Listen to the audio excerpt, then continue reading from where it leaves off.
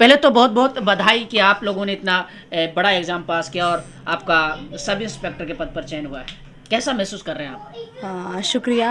आपको शुक्रिया करती हूँ मैं। और मैं इस पद पे आके बहुत खुश हूँ, क्योंकि ये मेरा सपना था। मैं आज यहाँ आई हूँ और मेरे पेरेंट्स का सपना था, तो बहुत खुश हूँ आज। तो कितना संघर्ष किया आपने अपनी पूरी लाइफ में? थोड़ा बताएंगे जर्नी कि कहाँ से आपने पढ़ाई की और उसके बाद कैसे कैसे आपने। मैं करीब मॉडर्न स्कूल है, मैं फर्स्ट से लेके फोर्थ तक वहाँ पढ़ी थी। फिर अपने ही गांव में हैप्पी मॉडर्न स्कूल है, मैंने वहाँ फिफ्थ से लेके 10th तक वहाँ स्टडी की थी। और मैं 9th क्लास में थी तब मैंने सोचा था कि मुझे वर्दी चाहिए, और मतलब मेरा जुनून था कि मुझे वर्दी चाहिए और मेरे कंधों पे 2 स्टार चाहिए, तो मैं तभी से ही लग रही थी कि हाँ चाहिए। उसके बाद फिर मैंने 11th-12th अपना SDVN स्कूल से किया था। उसके बाद फिर मैंने BSc बायोटेक से की है, MKM कॉलेज है होडल से, वहीं से MSc बायोटेक से की है। मैं पिछले 2019 की भर्ती थी मेरी वैकेंसी, उसमें से मैं 1.6 से रह गई थी। तो फिर मैंने ऐसे कर लिया कि नहीं मुझे तो ये चाहिए, और मेरे से रह गया। मैं करीब फिर 5 साल से ही मैं तब से लग रही थी कंटिन्यूस कि जब मिल जाएगी तब जाके ही आगे मुझे प्रोसीड करना है अपनी लाइफ में। आज मिल गई है, बस मैं बहुत खुश हूँ। अच्छा, जो आपने मकाम हासिल किया है इसके पीछे किसका ज़्यादा अहम रोल रहा? आपकी फैमिली मेंबर्स का कौन, किसका ज़्यादा सपोर्ट रहा? सपोर्ट तो सबका ही है, पेरेंट्स का भी है, बाहर भी रिलेटिव्स का भी है। सबसे ज़्यादा मेरे भाई का है, क्योंकि इन्होंने ही मेरा साथ नहीं छोड़ा। मैं भी थोड़ी उम्मीद छोड़ दी थी लास्ट ईयर जब मैं रह गई थी, बट इन्होंने कहा कोई नहीं, तू कर सकती है, तू कर।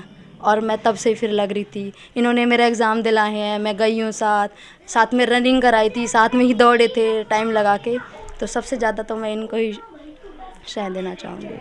हायर क्वालिफिकेशन कितनी रही मेरी आपकी? MSc biotech. तो उसके साथ साथ अब क्या करने का मनसा है और आगे किस तरीके से सेवाएं देना चाहती हैं आप? मैं साइड मेरी ट्रेनिंग के साथ साथ मैं साइड IAS की तैयारी करना चाहूँगी। अच्छा, आपका ड्रीम कुछ और है?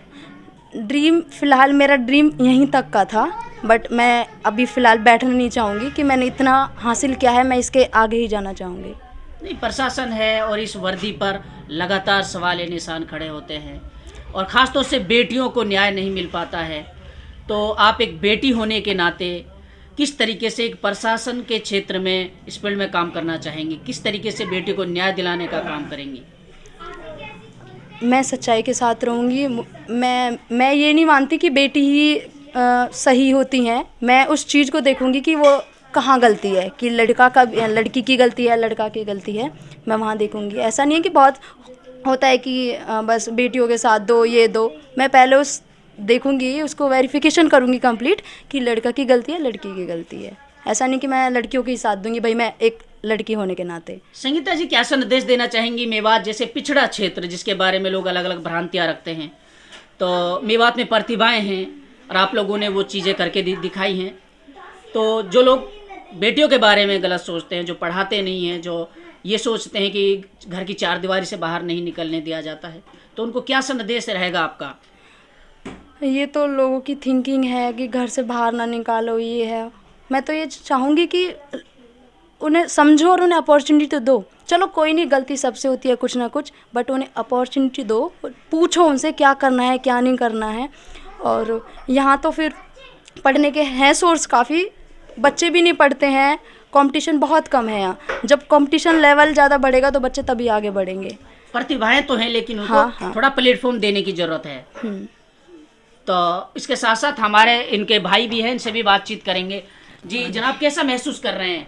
अच्छा लग रहा है भैया। जी हाँ जी, अच्छा लगा। आप क्या करते हैं? हम रद्दी का काम करते हैं, कबाड़ी रद्दी का का ना। काम हाँ करते हैं। जी, गत्ते रद्दी का। अच्छा, पहले भी कोई गवर्नमेंट एम्प्लॉय आपकी फैमिली में रहा है? नहीं, कोई नहीं रहा पहले। कोई नहीं। अच्छा, पहली एम्प्लॉय हैं संगीता जी? हाँ जी, पहली है। अच्छा, हाँ जी। तो घर की जो आर्थिक स्थिति कैसी रही आपकी पहले? हाँ ठीक है, मिडिल फैमिली है हमारी, ना ज़्यादा पुअर है तो रिच भी नहीं है हम। तो आपने अपनी बहन को प्रमोट किया है? हाँ जी, तो काफ़ी जो प्रमोट किया देखने है। वाले हैं, हजारों लाखों लोग हैं, उनको क्या संदेश देंगे आप कि संदेश, बेटियों को? हाँ जी, बेटियों को पढ़ाना चाहिए। इनके क्यों, इनकी लाइफ में बहुत संघर्ष करते हैं बेचारी, ये अपना जीवन सुधार लेना, जहाँ जाएंगे उनका जीवन सुधरेगा। बच्चे पढ़े लिखे होंगे। और सबसे बड़ी बात है कि समाज को सुधारने का समाज काम सुधारने, करेंगे। हाँ जी, हाँ जी। आपने सुनी संगीता की जबानी, मेवात के टैलेंट को जब जब मौका मिला है, मेवात की प्रतिभाओं ने तब तब वो करके दिखाया और अपनी मेहनत का लोहा मनवाया है। मेवात में नौकरियों का अंबार लगा हुआ है। जिस तरीके से लगातार मेवात की प्रतिभाएं अलग अलग क्षेत्र में अपना नाम रोशन कर रही हैं। बेटियों को अगर ये कोई डायरेक्शन मिल जाए, इनको एक अच्छा प्लेटफॉर्म मिल जाए तो ये देश और दुनिया में नाम रोशन कर सकती हैं। उसका जीता जागता उदाहरण आप सबके सामने संगीता और रिजवाना के रूप में एक बार फिर से अपने आप को मेवात इलाके को स्थापित किया है कि मेवात में भी टैलेंट है, मेवात में भी प्रतिभा है, मेवात में भी हुनर है। मेवात के बच्चे भी कुछ करना चाहते हैं और अलग अलग फील्ड्स में मेवात इलाका ही नहीं पूरे देश और दुनिया में अपना नाम रोशन करना चाहते हैं। आगे भी हम आपको लगातार दिखाते रहेंगे एक नई प्रतिभा के साथ, एक नए टैलेंट के साथ। तब तक के लिए बने रहिए मेरे साथ।